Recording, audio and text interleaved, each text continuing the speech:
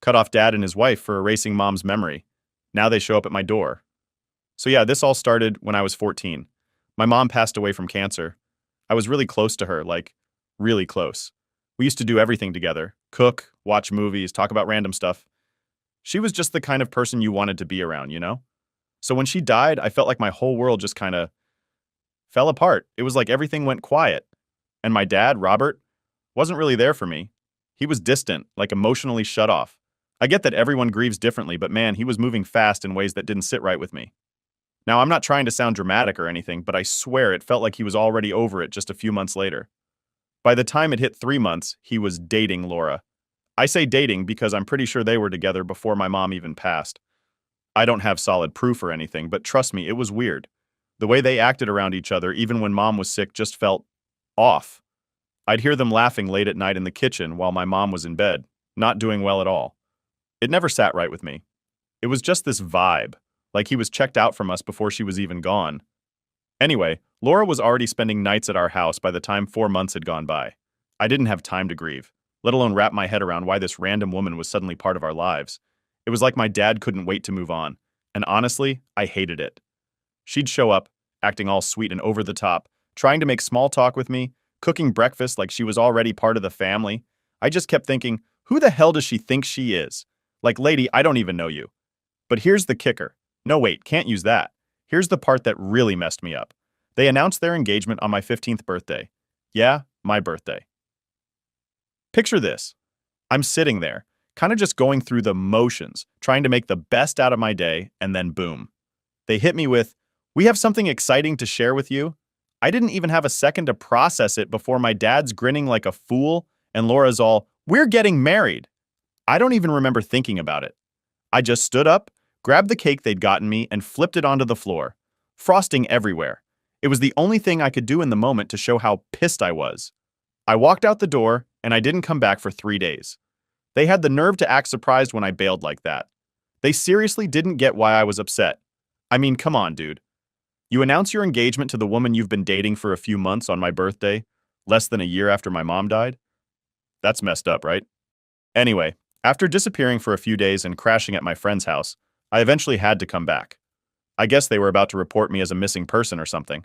The police were probably close to knocking on my door, so I figured it was time to face the music. When I got back, they tried to act like nothing happened, like we were just going to brush the whole thing under the rug and move on. But things didn't go back to normal, not for me. It got worse. They went out of their way to erase my mom from the house. I'm talking about her pictures, her clothes, even random things like the mug she used to drink from. Gone. One day I came home from school and the place looked like she never even existed. I lost my shit when I saw all of her stuff gone. I ran up to my room and found that they'd boxed up what little I had left of hers. Some of her personal stuff was just gone. And when I asked where they put it, Laura had the nerve to say something like, "It was time to move on." Move on? Seriously? It hadn't even been a year since she died, and they were already acting like I was supposed to just forget about her. I fought them hard on this one. I kept what little I could find, her necklace, a few photos I'd hidden away, and some letters she wrote me when I was younger. Everything else was either thrown out or packed into storage somewhere I didn't have access to. Then came the call her mom thing. Oh man, this is the part that really set me off. Laura and Robert started pushing this idea that I should be calling her mom, like as if that was just supposed to be a normal thing I'd adjust to. I wasn't having it. I made it very clear that she wasn't my mom, and never would be, but they wouldn't let up. Every time I called her by her first name, Robert would get pissed. He'd go on these long rants about family unity and how I was disrespecting them by not giving Laura the title of mom. I wasn't disrespecting anyone. I was just trying to hold on to the one part of my real mom that was left, her place in my life. Laura started introducing herself as Jack's mom whenever we were out in public, which was super awkward. I'd always correct her right there, saying something like, no, you're not my mom. It got uncomfortable fast, but it was like she didn't even hear me. It was like I was just some rebellious kid acting out for no reason, but in reality, I was just trying to keep some connection to the mom I actually loved. By the time I was 16, the tension in the house was so thick you could cut it with a knife. I went 2 weeks without speaking to either of them. Not a word. I locked myself in my room, stayed out late, and pretty much just ignored their existence. Robert caved first. He came to me trying to fix things, saying he just wanted us to be a family. But it felt fake, you know? It was like he wasn't even really listening to why I was upset. He just wanted the peace and quiet back. Eventually, I turned 18 and got the hell out of there off to college. And man, I was done with them. I went low contact, only checking in when absolutely necessary. It wasn't about being petty or anything. It was about protecting myself. I just couldn't handle the fake family dynamic they were trying to push anymore. But of course, they weren't done with me. Not by a long shot. So, after I turned 18 and left for college, I thought I was finally free of all the drama back home. I could breathe again, you know? No more of that weird family dynamic, no more having to pretend like everything was fine when it wasn't. It felt like I was starting a new chapter. But of course, things didn't stay quiet for long. I went low contact with my dad and Laura. At first, it was just a few texts here and there, maybe a call on a holiday if I felt up to it. But they didn't like that. Laura especially. She would send these long messages like guilt-tripping me for not being more involved in family life. She'd throw in lines like, "We miss you so much, it's not the same without you." But it felt more like she just wanted to maintain control, you know? It was less about actually missing me and more about her trying to keep that fake, perfect family image. One time I got this super cringy message from her saying, "I know you're busy, but I'm still your mom, and I'm always here for you." Still your mom? I legit threw my phone down when I read that. I was like, how many times do I need to tell this woman she's not my mom? I ignored it, but it didn't stop. Every time she messaged me, it felt like she was just trying to force herself into a role that didn't exist. It was exhausting. Now let's fast forward to when I met Sarah, my fiancée. We met during my second year of college, and things moved pretty fast between us. She's honestly the best thing that's ever happened to me. She knew from the start that I had issues with my dad and Laura, and she was super understanding about it. She respected my boundaries, didn't push me to reconnect with them, and just let me handle things at my own pace. So when we got engaged, I knew I had to tell my dad. I wasn't excited about it, but I figured it was better if he heard it from me rather than through the grapevine. I texted him the news, and no surprise, he didn't take it well. He called me right away, sounding all shocked, like, "Why didn't you tell us you were seeing someone?" I told him that my personal life wasn't any of their business, and that I didn't feel the need to keep them in the loop on every little thing. He hung up on me, and I thought, well, that's that. But of course it wasn't. A few days later, Laura did what she does best. Made it all about herself. She posted this long, over-the-top message on Facebook about how excited she was that her son was getting married. She threw in a bunch of stuff about how she couldn't wait to be a grandma and how proud she was of me for finding someone as special as Sarah. She even posted a picture of us that she somehow got her hands on, even though I never gave her any photos. I was furious. Not only did she have the nerve to call herself my mom again, but she was acting like she had any part in my life or my relationship. So I commented on the post, something along the lines of, "Just to clarify, I'm not your son, and you won't be a grandma to any of my kids." I don't think I've ever hit post faster in my life. And guess what? That's when the real drama kicked off. My dad called me, absolutely raging. He was going off about how disrespectful I was, how I embarrassed Laura in front of her friends, how I was disrespecting my mother. I couldn't believe he was saying all this. I just sat there, holding the phone, wondering if he even remembered that my mom died when I was 14. So I straight up asked him, "Who are we talking about? Because my mom's been dead for almost a decade now. You mean Laura, right? Because she's not my mother, and she never will be." That shut him up for a second. Then he launched into this whole thing about family and how we're all supposed to stick together and forgive each other and blah, blah, blah. Honestly, I was done listening at that point. I told him I didn't want to talk to him or Laura anymore and hung up. That was about 3 years ago. After that, we went into full no-contact mode. No calls, no texts, no emails. It was like they disappeared from my life, and honestly, it was a relief. I felt like I could finally breathe without them constantly trying to force a relationship that wasn't there. I didn't think they'd try to come back into my life after all that. I was wrong, so fast forward to now. Sarah's about 8 months pregnant, and we're getting everything ready for the baby. We've got the nursery set up, we're picking out names, and we're just enjoying this time together. And then, out of nowhere, they show up at my house. Yeah, you read that right. My dad and Laura somehow found out where I live. I never gave them my address. And they just showed up one day, knocking on my door like everything was fine. I was in shock. I hadn't spoken to them in 3 years, and they thought it was okay to just drop by unannounced. I didn't even open the door at first. I just stared at them through the peephole, wondering what the hell they were thinking. Eventually, I opened the door, but I didn't let them in. I asked them what they wanted, and Laura started going off about how they missed me, how they wanted to rebuild our relationship before the baby was born. She had this fake smile plastered on her face the whole time, Like she actually believed I'd let them back into my life after everything that happened. I told them to leave. I didn't yell or anything, just calmly said, "You need to leave." But they didn't move. My dad tried to talk to me, saying they just wanted to meet Sarah and be a part of the baby's life. I slammed the door in their faces. I wasn't about to let them back in after all the crap they pulled. But here's the worst part. They didn't take the hint. A few days later, I found out that they bought a house 5 minutes away from where I live. Yeah, they literally moved to my city, right down the street, to be closer to me and the baby. At this point, it's not just annoying, it's creepy. They think they can just force their way back into my life, like they're entitled to a relationship with me and my family. Sarah and I talked about it, and honestly, we're both freaked out. I don't know what their deal is, but it's clear they're not going to give up easily. My therapist wants me to let them in, to rebuild bridges or whatever. But I'm just not sure I can do that. Not after everything they've done. Update 1. After finding out that my dad and Laura had literally bought a house 5 minutes away, I thought things couldn't get worse. But of course, I underestimated them. They always find a way to crank the weirdness up to another level. So about a week after they moved, I get a notification on my phone. It's from Facebook. Now, I'm not super active on social media, but I still keep an account to stay in touch with some friends from college. Anyway, it's a tag. Laura has tagged me in another post. My first reaction was just to roll my eyes, thinking, here we go again. I figured it'd be some more of her usual stuff about family or how much she misses me or whatever. But no. This time she went full crazy mode. The post was this long essay about how excited she was to finally be near her son again and how she can't wait to help raise her grandbaby.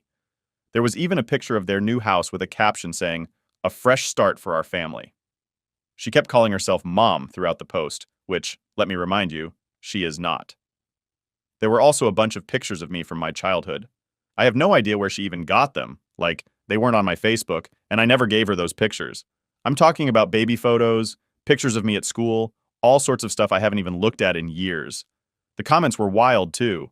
It was all her friends hyping her up, saying stuff like, "Oh, it's so beautiful that you're reconnecting with your son," and "You're going to be such a great grandma, Laura." It was like this whole delusional love fest.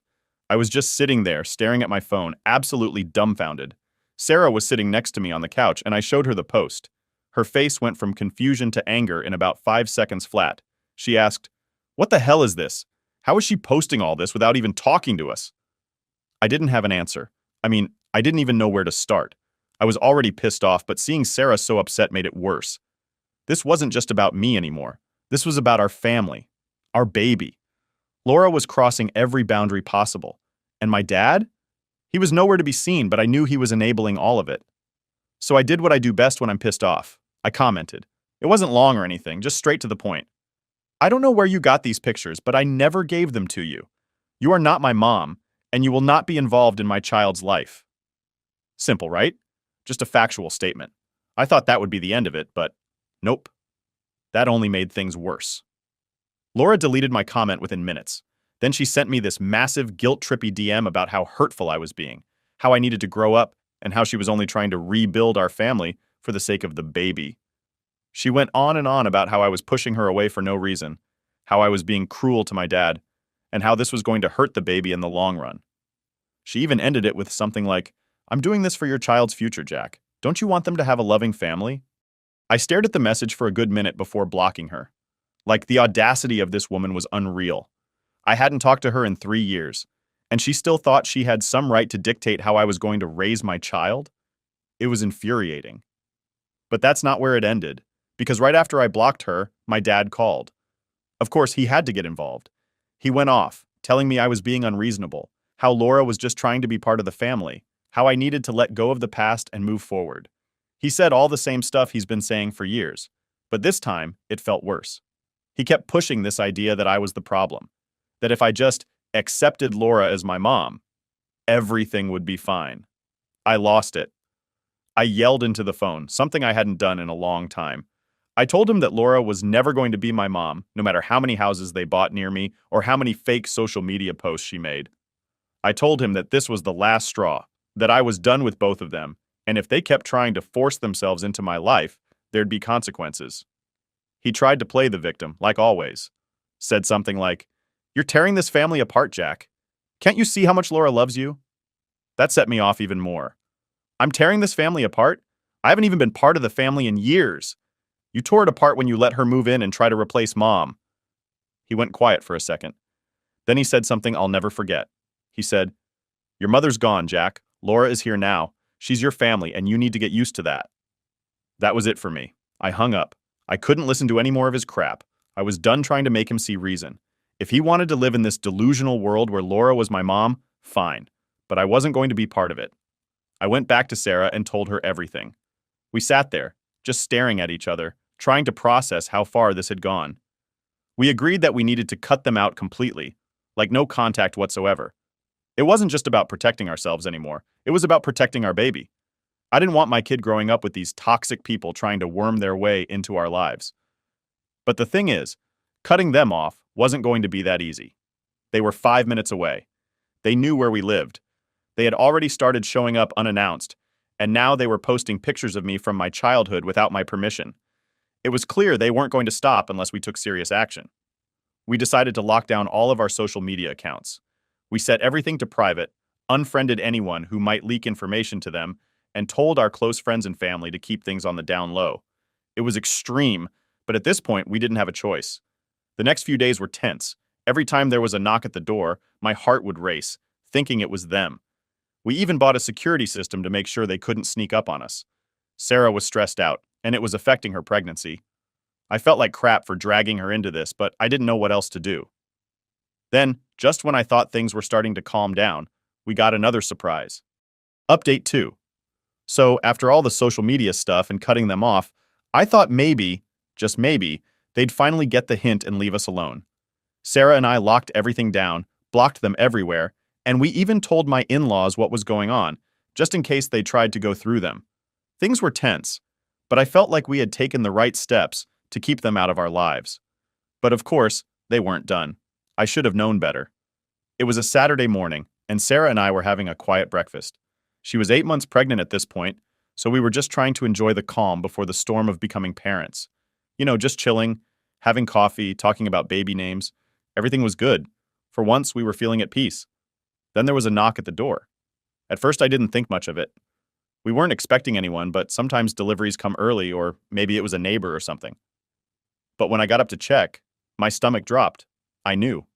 Somehow, I just knew it was them. I looked through the peephole, and there they were.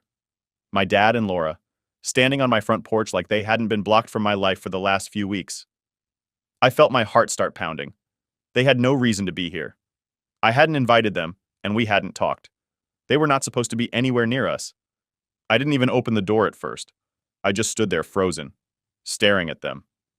Sarah called from the kitchen, asking who it was, and I told her to stay put. She knew by the tone of my voice that something was wrong. I could hear her get up from the table, but I didn't want her to deal with this. She had enough stress already. So I opened the door just a crack, enough to let them know I wasn't planning to let them in. My dad was the first to speak.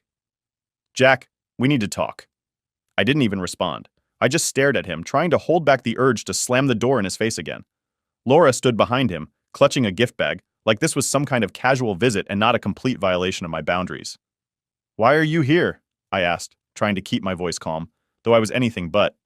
My dad sighed, like he was the one being inconvenienced. "We just wanted to check on you and Sarah. We know the baby is coming soon, and we wanted to be here for you." Be here for me? Are you kidding me? After everything they'd done, after all the disrespect and manipulation, now they wanted to act like they were some kind of supportive family? "I told you we're done," I said, trying to keep it together. "You have no right to be here. We don't want you involved." Laura stepped forward, holding out the gift bag like that was going to make everything better. "It's just a few things for the baby. We want to help. You don't need to push us away, Jack." I shook my head, not even looking at the bag. "Take that and leave. I don't want anything from you." This is when Laura did what she always does. She tried to guilt trip me. Her voice got all soft, and she started with the waterworks. "I just don't understand why you hate me so much," she said. "I've always tried to be there for you. I've always treated you like my own son." I almost laughed. "Treated me like your son?" I said, feeling my blood boil. "You tried to erase my mom from our lives the second you moved in. You tried to replace her, and now you're trying to act like you're this perfect grandma. You're delusional." My dad jumped in at this point, trying to calm me down, as if I was the one being irrational. "Jack, we're family. Families have disagreements, But that doesn't mean you can just cut us out. We're here because we care about you. I wasn't having it. You don't care about me, I snapped. If you did, you would have respected my boundaries years ago. But no, it's always about what you and Laura want. You don't get to force your way back into my life because it's convenient for you. Then I did what I should have done from the start. I told them to leave. For real this time. I'm done talking. You need to go and don't come back. But of course, they didn't move. Laura started crying harder, and my dad just stood there, shaking his head like he couldn't believe I was the one being unreasonable. It was like they were waiting for me to change my mind, like they could wear me down if they stood there long enough. I had enough. I slammed the door in their faces and locked it. I stood there for a few seconds, trying to catch my breath. I could hear them talking outside, but I didn't care what they had to say anymore. I walked back to the kitchen, and Sarah was standing there looking worried. Are they gone? She asked. Not yet, but they will be, I said, already pulling out my phone. I called the police. I wasn't messing around anymore. They had crossed the line too many times, and this was the last straw. I told the dispatcher that my estranged father and his wife were trespassing on my property and that they refused to leave. It wasn't long before I saw the flashing lights pull up outside. I didn't go out to talk to them again. I watched through the window as the cops told them to leave. Laura tried to argue with them, of course, probably saying something about how they were just trying to see their son, but the cops weren't having it. After a few minutes of back and forth, they finally got the message and left. I felt this huge wave of relief wash over me once they were gone. It wasn't even about them leaving my house. It was about taking control back. For the first time in a long time, I felt like I was actually doing something to protect my family. Later that night, Sarah and I sat down to talk. We both knew this wasn't over. My dad and Laura weren't the kind of people to give up easily, especially now that they were living so close. We had to figure out what to do next, how to protect ourselves and the baby once they were born. We talked about a restraining order, but we knew that wouldn't be easy to get without more concrete evidence of them harassing us. Still, it was something we were willing to look into. I wasn't about to let them ruin the life Sarah and I were building. I didn't want my kid growing up with toxic people trying to manipulate them, just like they did with me. I knew what I had to do to keep my family safe, even if it meant cutting out my own father for good. Update 3. After the cops told them to leave, I thought maybe, just maybe, this nightmare would finally be over. I mean, when the police get involved, most people would back off, right? But no, not my dad and Laura. They're too stubborn for that. A couple of days passed, and things were quiet. Sarah and I were on edge, though. We knew that just because they were told to leave once didn't mean they were going to stop. I could feel it. Every time the doorbell rang, or I got a notification from our security camera, my heart would race. I hated that I felt like a prisoner in my own home, waiting for the next thing they'd try. Then, just when things seemed to calm down, I got a letter in the mail. It was from a lawyer, their lawyer. I almost laughed when I opened it. I was half expecting a restraining order or something, but nope. It was a letter requesting mediation. Mediation? Are you serious? According to the letter, my dad and Laura wanted to sit down with me and Sarah to resolve our family conflict in a calm and civil environment. I couldn't believe it. They had the nerve to go through a lawyer to try and force us into some kind of sit-down, like we were on a bad reality show. The lawyer's letter made it sound like I was the problem, like I was the one who had cut them off without reason, and now it was time to make amends. I showed the letter to Sarah, and she just shook her head. What do they think this is? Some kind of intervention? I guess they think they can guilt us into sitting down with them, I said, but there's no way I'm doing that. We sat down and talked about it. I wasn't about to give in to their demands. They didn't get to dictate how I handled my life, and they sure as hell weren't going to force me into some fake mediation session where they could play victim. But we knew we couldn't just ignore the letter. We needed to handle this the right way, legally. So we contacted our own lawyer. I wanted to be sure that whatever we did, we had a clear plan in place. Our lawyer told us that mediation wasn't something we could be forced into. It was just a request, and we had every right to decline. But he also suggested that we consider going for a restraining order, given everything that had happened so far. I was all for it. I wanted to put a stop to this, once and for all. The process wasn't easy, though. Restraining orders aren't just handed out. We needed evidence that they were harassing us, and the visit from the police helped, but it wasn't enough on its own.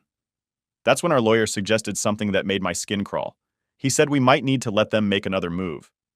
He didn't mean anything dangerous, but something that would show a clear pattern of harassment. I hated the idea. The last thing I wanted was to sit around and wait for them to show up again, but it was the best option we had if we wanted to get the restraining order in place. And like clockwork, they didn't disappoint. About a week later, Sarah and I were in the middle of setting up the nursery.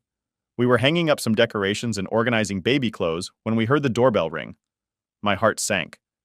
I knew exactly who it was before I even looked at the camera. Sure enough, there they were, my dad and Laura, standing at the front door, holding more gifts.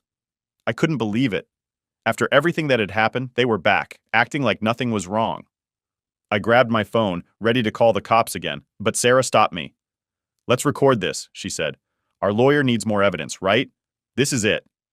I hated that she was right. I didn't want to deal with them anymore, but we needed to handle this the right way. So I opened the door, just enough for the camera to catch everything, but not enough to let them in.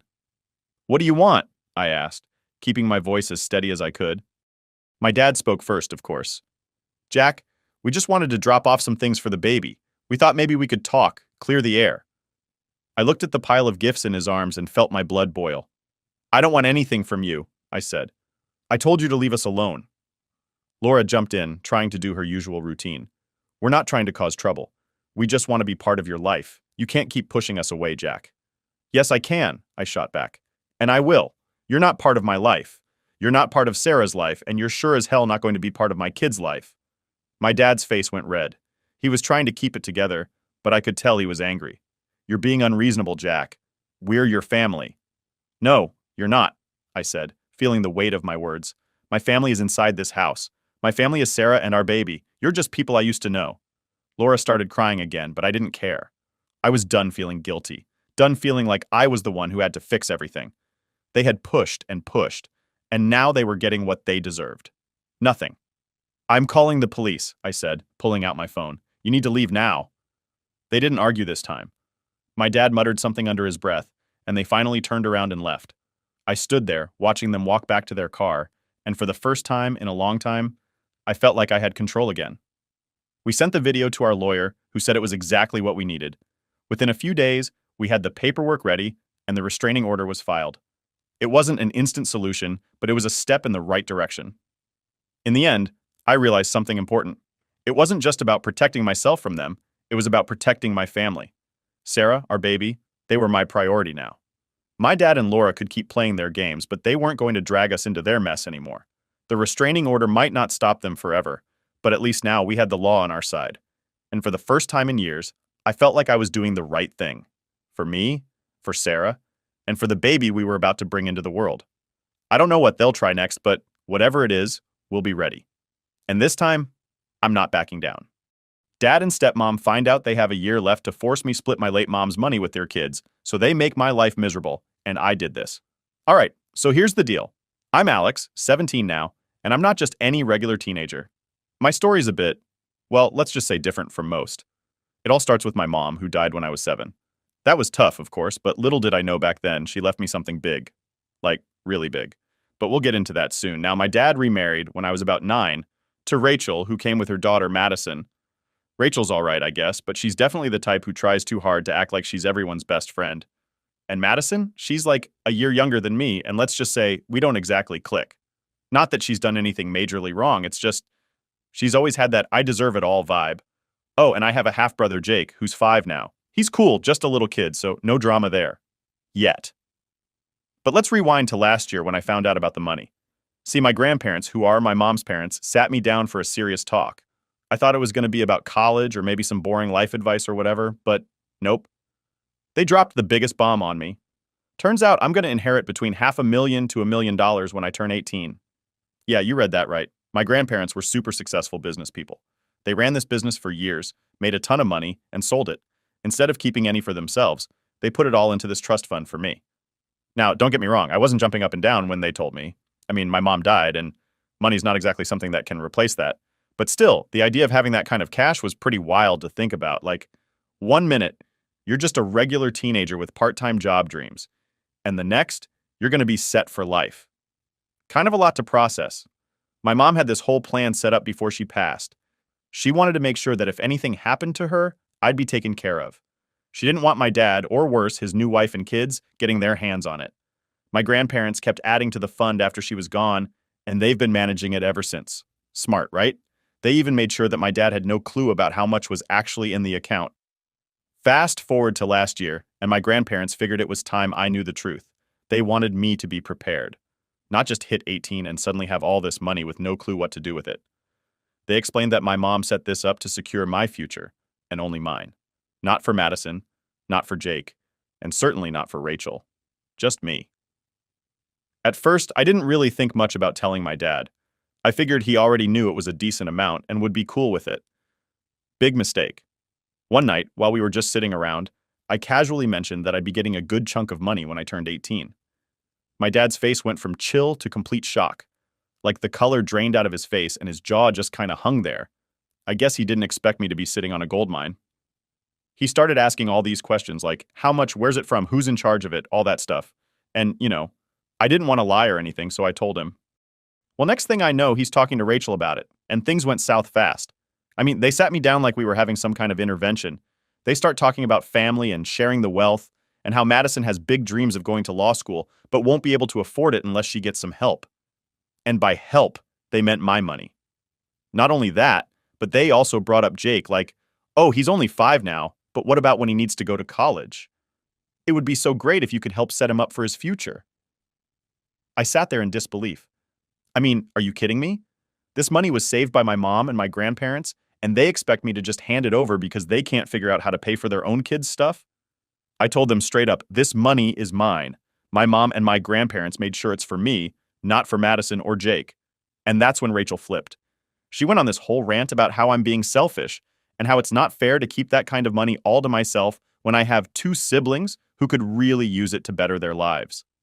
My dad was nodding along like she was making the most logical argument in the world, and I just couldn't believe it. They were acting like I owed them something. Rachel kept pushing, saying things like, how could you even think of blowing all that money on yourself when you could change someone else's life? Don't you care about your family? But let me tell you, it was never about family for them. It was all about getting their hands on the cash. I stood my ground, though.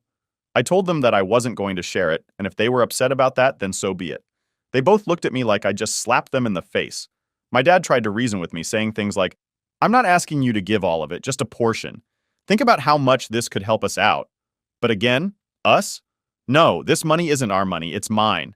After that, the mood in the house changed. My dad and Rachel didn't talk to me much for a while. They kept their distance, but I could tell they were stewing over it. I overheard Rachel talking to Madison one night, telling her not to worry, that they'd figure something out. I couldn't help but feel like they were planning something behind my back.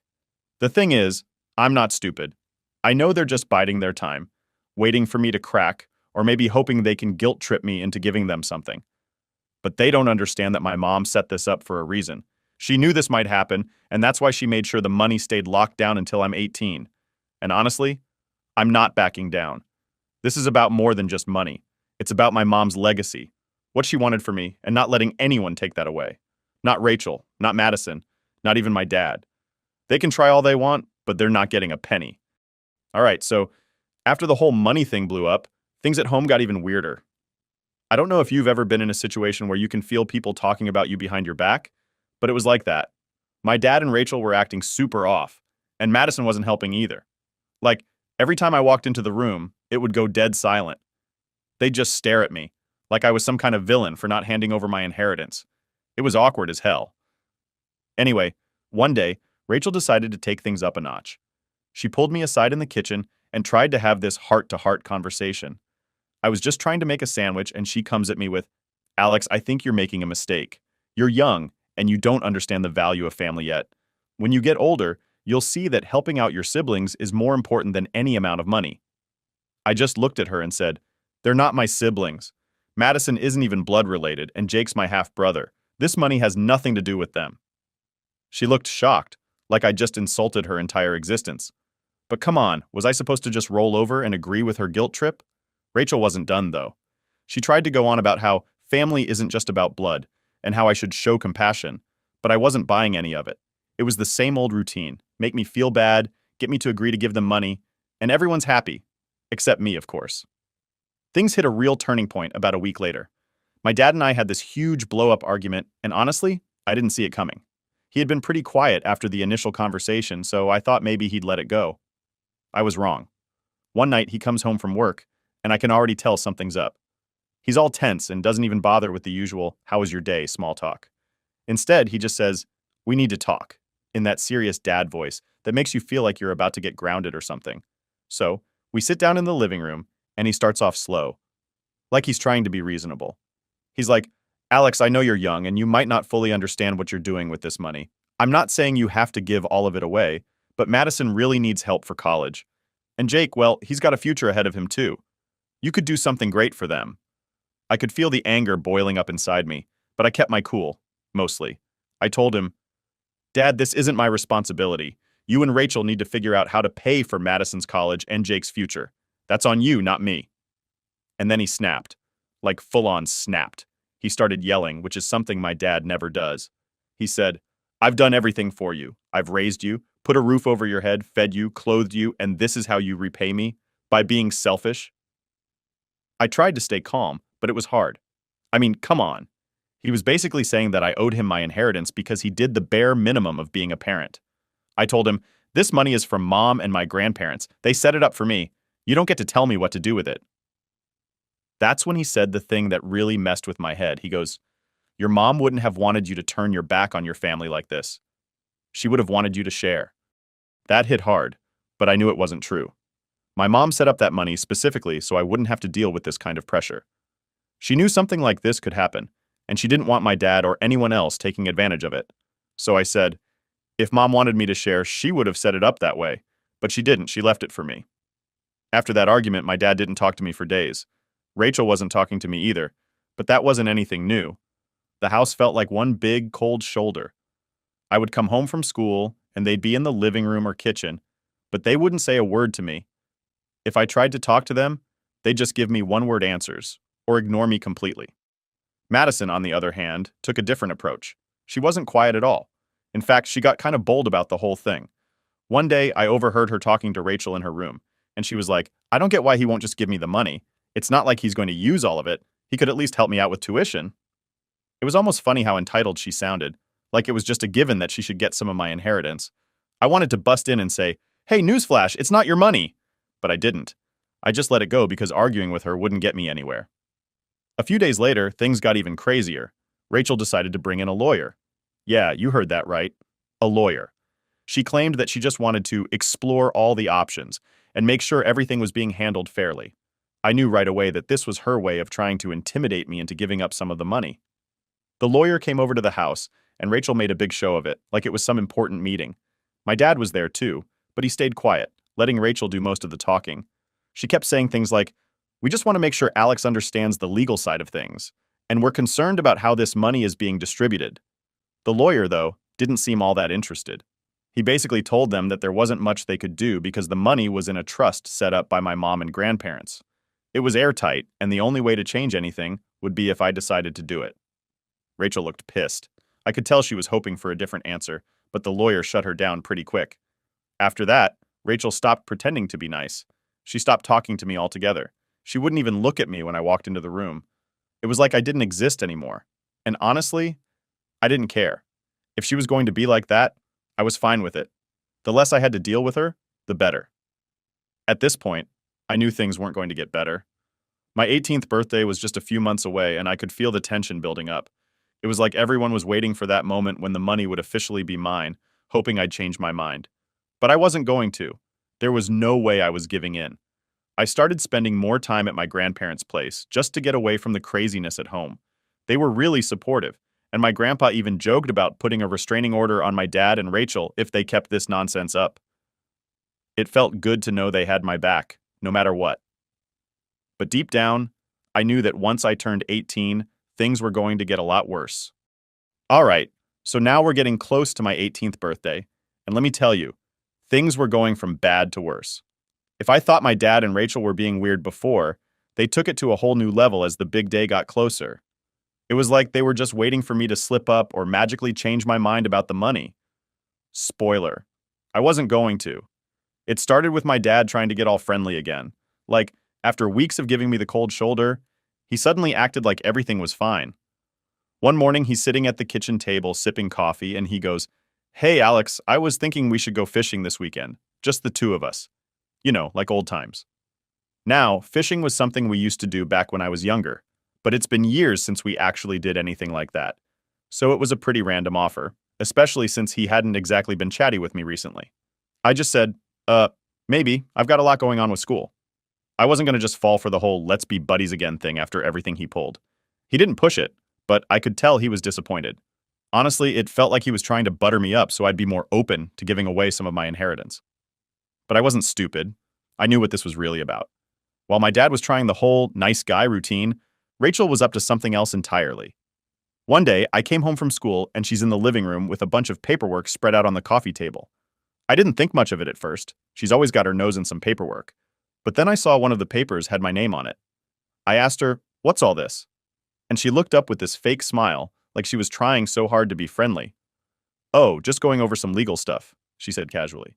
"We want to make sure everything's in order for when you turn 18. Now, I knew Rachel worked in finance or something like that, but this was different. It wasn't just regular paperwork, it was about me and my money. I didn't say anything at the moment, but I made a mental note to keep an eye on her. Something about it didn't sit right with me. A few days later, everything came to a head. My dad sat me down again, this time with Rachel right there, and they hit me with it. "Alex," my dad started, "we've been thinking, and we really believe that once you have access to the money, you should consider helping out Madison with her college costs." I knew this was coming, but it still pissed me off. I just looked at him and said, "Dad, we've been over this. That money isn't for her. It's for me. Mom and my grandparents set it up specifically for me, and I'm not giving it away." Rachel, of course, jumped in with her guilt trip tactics. "But Alex, you're going to have so much money. More than you'll ever need. Madison's worked so hard and she deserves a chance at a good future. You could help make that happen for her." I had to bite my tongue. It wasn't that I didn't care about Madison wanting to go to college or whatever, but this was my future we were talking about. And honestly, it wasn't my job to pay for her life. "I get that," I said, trying to stay calm. "But it's not my responsibility. If you and Dad want to help her, then you should figure that out. But I'm not giving away my inheritance." That's when Rachel got really mad. She stood up and started pacing around the room, throwing her hands in the air like she couldn't believe what I was saying. "This is ridiculous," she yelled. "You're sitting on a fortune, and you're just going to hoard it all for yourself? What kind of person does that?" I didn't even have a chance to respond before my dad jumped in too. "She's right, Alex. You need to think about your family.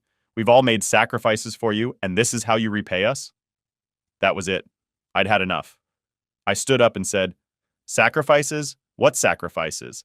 I've been living in this house, going to school, doing my own thing. I haven't asked you for anything. And now because I'm finally getting something for myself, you think I owe it to you?" They were both stunned. I could see it in their faces. They didn't expect me to push back so hard, but I was done being pushed around. A few days after that fight, I got a call from my mom's lawyer. He told me that my dad had been in touch with him, asking about the details of the trust fund. Apparently, he wanted to see if there was any way to challenge the way it was set up. When I heard that, I felt my blood boil. My dad wasn't just trying to guilt me into giving up the money. He was actually trying to find a way to force me to do it. I called my grandpa right away and told him everything. He wasn't happy, to say the least. "Don't worry, Alex," he said. "We've got everything locked down tight. Your dad can't touch a penny of that money, and neither can Rachel." That made me feel a little better, but I still couldn't believe my dad would go that far. It wasn't even about the money at this point. It was about the principle. This was supposed to be for my future, something my mom wanted for me, and here was my dad, trying to take that away just because he and Rachel couldn't get their finances together. Things got even crazier as my birthday got closer. Rachel started being even colder toward me, barely acknowledging my existence whenever I was around. Madison, too. It was like I wasn't part of the family anymore. Every conversation was short and awkward, like they were just waiting for me to turn 18 so they could make one last push for the money. But the final straw came about a week before my birthday. My dad came to me again, this time without Rachel. He looked tired, like he hadn't been sleeping, and I could tell he was about to make some kind of big ask. "Alex," he said, "I know things have been tense around here, and I just want to clear the air. I've been thinking a lot about this money situation, and I get that it's yours. I really do. But before you make any final decisions, I just want to ask one last thing." I already knew what was coming, but I let him continue. "Madison's future depends on this, Alex. If you could just spare a little bit, enough to cover her first year of college, it would mean the world to her. To all of us." I couldn't believe it. After everything, he was still trying to get me to crack. But this time, I didn't even hesitate. No, Dad, I'm not doing it. You and Rachel need to figure this out on your own. I'm not responsible for Madison's college or Jake's future or anything else. This money is for me, and I'm not giving it away. He didn't say anything for a while. He just sat there, staring at the floor, like he didn't know what to do next. Finally, he nodded and said, "Okay, I get it." And that was it. He walked out of the room, and for the first time in a long time, I felt like I could breathe again. I knew the worst was still to come, but at least I'd stood my ground. Update 1. So here we are. My 18th birthday was just around the corner, and it felt like I was counting down the days to some big showdown. Every day at home got more uncomfortable. You know that feeling when you can't relax in your own space because everyone around you is walking on eggshells? Yeah, that was my life. Rachel, for one, had completely given up on even pretending to like me. She wouldn't talk to me unless she had to, and even then, it was always cold and short. Madison? Well, she'd been giving me these side-eye looks every time we crossed paths, like I was the bad guy in all of this for not just handing over the money. And my dad? He was still distant, but I could tell he was stressed out. I think deep down, he knew he'd lost the battle, but that didn't make things any easier. The weird thing was, in the week leading up to my birthday, it was almost too quiet. My dad and Rachel weren't pushing the money issue as much anymore. And I started thinking maybe, just maybe, they'd accepted my decision. I should have known better. A few days before my birthday, I was out with some friends from school, trying to just live my life and not think about the mess at home. When I got back, the house was completely empty, which was weird because Rachel was usually home with Jake. I figured maybe they went out for the day or something, so I didn't think much of it. But then, I saw a letter on the kitchen table with my name on it. Now, I'm not one for drama, but my stomach dropped as soon as I saw that envelope. I knew something was up. I opened it, and inside was a note from my dad. It wasn't long, but it hit hard. "Alex, I know we haven't been seeing eye to eye lately, but I want you to know that everything I've done has been for the family. I hope you'll reconsider your decision before it's too late. Rachel and I have discussed things, and if you're not willing to contribute to helping out your siblings, then maybe it's time you think about where you really want to live. Love, Dad." I was fuming. Basically, he was telling me that if I didn't give up some of the money, I wasn't welcome in the house anymore. I couldn't believe it. After everything, he was still using guilt to try and manipulate me into giving up my inheritance. That night, I decided I wasn't going to just sit back and let this happen. I waited until everyone was home: Dad, Rachel, Madison, and even little Jake. We were all sitting in the living room, and the tension was thick. No one was really talking, but I could feel that everyone knew what was coming. I looked at my dad and just said it. "So, I found your letter." He didn't look surprised. He just nodded like he knew this conversation was coming. Rachel, on the other hand, gave me this smug look, like she thought they'd finally broken me down. "So, what's the deal, Dad? You're really going to kick me out if I don't give up some of my money?" He sighed, rubbing his temples like he was the one having the tough time. "Alex, it's not about kicking you out. It's about being part of this family. You have to understand that this money could help all of us." I wasn't having it. Help all of us? Or help you and Rachel not have to worry about Madison's college bills? Let's be real here. You're not doing this for me. You're doing this because you see my inheritance as a way out of your problems. Rachel jumped in, of course. "That's not true, Alex. We've always wanted what's best for you, but you have a chance to help your brother and sister." "They're not my responsibility." I cut her off, louder than I meant to. I could see Jake flinch a little, which made me feel bad for raising my voice, but I couldn't back down now. "This money was set aside for me. Mom made sure of that. You can't just act like I owe you because you've got 2 other kids to worry about." Madison finally spoke up, her voice full of attitude. "You're being selfish, Alex.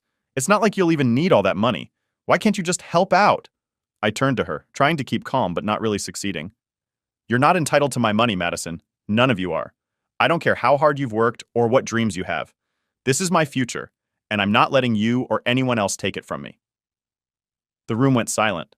My dad looked like he was about to say something, but he just stared at the floor, shaking his head. Rachel, though, wasn't done. "If you can't see how much you're hurting this family, then maybe your dad was right. Maybe it's time you find somewhere else to live." I couldn't believe what I was hearing. My own stepmom was basically telling me to get out because I wouldn't hand over money that wasn't even hers to begin with. I looked at my dad, hoping he'd step in, but he just sat there, not saying a word. That's when I realized this wasn't going to end well. They weren't going to stop. No matter how many times I said no, They were going to keep pushing until they got what they wanted, or until I was out of the picture. I stood up, not really knowing what to say next. My mind was racing, and I could feel my heart pounding in my chest. Part of me wanted to yell, to tell them all to screw off, but another part of me just felt tired. Tired of all the fighting, tired of the guilt trips, tired of feeling like I was the bad guy in my own home. I looked at my dad one last time. So, this is it? You're really going to throw me out because I won't give you the money? He didn't look up. He just muttered, I don't want to do this, Alex, but you're not leaving us much of a choice. That was it. I was done. Fine, I said, my voice shaking a little. I'll go. But don't expect me to come back. Without waiting for a response, I turned and walked out. I didn't even pack up my things right then. I just left. I called my grandparents on the way to their house, told them what happened, and they were beyond pissed. They told me I could stay with them as long as I needed, which was a huge relief. But as I walked away from the house, I couldn't help but feel this weird mix of anger and sadness. It hurt that my own dad would choose money over me, but at the same time I knew I couldn't keep living like that. I had to look out for myself, even if it meant leaving my family behind. The next few days were kind of a blur. I moved most of my stuff to my grandparents' house, and they were super supportive, telling me over and over that I did the right thing. But it was still hard. Even though my dad had basically kicked me out, it didn't change the fact that I'd lost a big part of my life. It felt like a weird kind of betrayal, and I wasn't sure how to deal with it. But one thing was clear. I wasn't going to give up my future for them. I wasn't going to let their greed control me. And now, with my birthday just days away, it felt like everything was about to change. Update 2. So, my 18th birthday finally rolled around. I gotta say, it didn't feel like I thought it would. I guess I'd always pictured it as this huge milestone, like I'd wake up and everything would be different, you know? But in reality, it just felt like another day, except now I had access to a ridiculous amount of money. I was staying with my grandparents by then, so I woke up in their guest room, and the first thing I saw was my grandpa sitting at the kitchen table with a huge grin on his face. He had the papers all ready for me to sign, giving me full control of the trust. My grandma was making breakfast, and it almost felt normal for a minute. Like, after everything that went down with my dad and Rachel, maybe things were finally looking up. But of course, nothing in my life is ever that simple. I barely had time to eat before my phone started buzzing.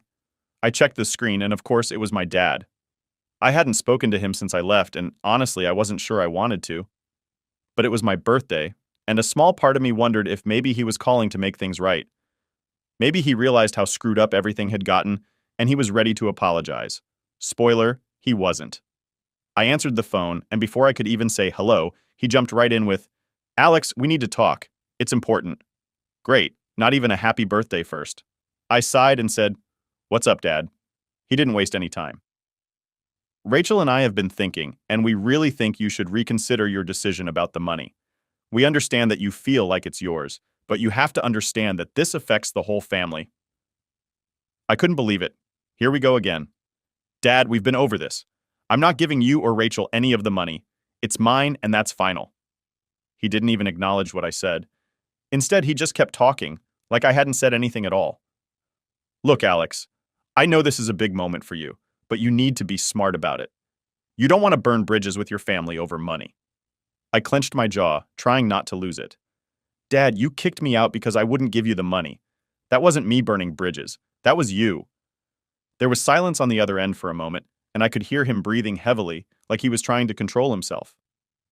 I didn't kick you out. You chose to leave. I almost laughed. You told me to figure out where I wanted to live if I wasn't going to share the money. What else was I supposed to do? He paused again, then finally said, Look, this doesn't have to be a big fight. We can work something out. Maybe just help Madison with her first year of college, and we can all move past this. I'd had enough. I couldn't take it anymore. Dad, I'm done. I'm done with all of this. You're not getting any money, and if you can't accept that, then we don't have anything else to talk about. Before he could say anything else, I hung up. My heart was pounding, and I felt like I was going to explode. This was supposed to be my day, but of course he had to ruin it by dragging me back into the same argument we'd been having for months. After that call, I realized I couldn't keep living in this weird limbo where I was waiting for things to get better with my dad. It was clear that to him and Rachel, the money was more important than anything else, and if they couldn't see that, then there was no point in holding out hope that things would ever be normal again. I sat down with my grandparents and told them everything. They'd been really supportive throughout the whole mess, but I could tell they were worried about how things were going to play out now that I had control of the money. My grandpa, always the practical one, said, "Alex, you're going to have to make some tough decisions. This isn't just about the money anymore. It's about your relationship with your dad. You need to decide if you're willing to cut ties or if you're going to try and work things out." I knew he was right. I'd been avoiding the real issue, hoping that once the money was officially mine, everything would just magically resolve itself. But that wasn't going to happen, so I made a decision. I wasn't going to give my dad or Rachel any money, no matter what. But I also wasn't going to keep putting myself through the emotional ringer, waiting for them to come around. I needed to move on with my life, and if that meant cutting them out, then so be it. A few days after my birthday, I got another call, this time from Madison. I almost didn't answer, but curiosity got the best of me. I hadn't heard from her directly since everything went down, and I was kind of wondering what she had to say. When I picked up, she was surprisingly calm. No attitude, no guilt trips. She just said, "Hey Alex, can we talk?" I was cautious, but said, "Sure, what's up?" She sighed. "Look, I know things have been rough between us lately, and I get that you don't want to give me any money. I'm not here to argue with you about that. I just wanted to say that I'm sorry for how things turned out." I wasn't expecting that. At all. Thanks, I guess. There was a pause, and then she said, "I never wanted things to get this bad. I know I was being entitled, and that wasn't fair to you. I don't know. I guess I was desperate because college is expensive, and I thought maybe you'd help me out. But I get it now. It's your money, and you don't owe me anything." I didn't really know what to say. Part of me wanted to tell her off, but another part of me appreciated that she was at least acknowledging how screwed up things had gotten. "Thanks for saying that," I finally said. "But you're right. This whole situation sucks, and I wish it hadn't gone down this way. But it is what it is." Madison sighed again. "Yeah, I know. Anyway, I just wanted to say that. I'm still pissed, but I guess I'll figure something out for college." We didn't talk much after that, but it felt like some kind of closure. It didn't fix anything, but at least she wasn't trying to guilt me into giving her money anymore. After that, things got a lot quieter. My dad stopped calling, and Rachel, well, I wasn't going to hear from her anytime soon. I stayed with my grandparents for a while, and they helped me set up a plan for how to manage the money responsibly. I didn't want to blow through it all or make dumb decisions, so I set up a meeting with a financial advisor and got everything sorted. It felt weird, though. I mean, I was 18, and I had more money than most people make in their entire lives. But it didn't feel like some huge victory. It felt like I'd lost something important in the process, my relationship with my dad. But at the same time, I knew I couldn't keep letting him and Rachel push me around. I started making plans for my future. College, maybe starting a business, who knows? For the first time in months, I felt like I was in control of my life, and it was a pretty damn good feeling.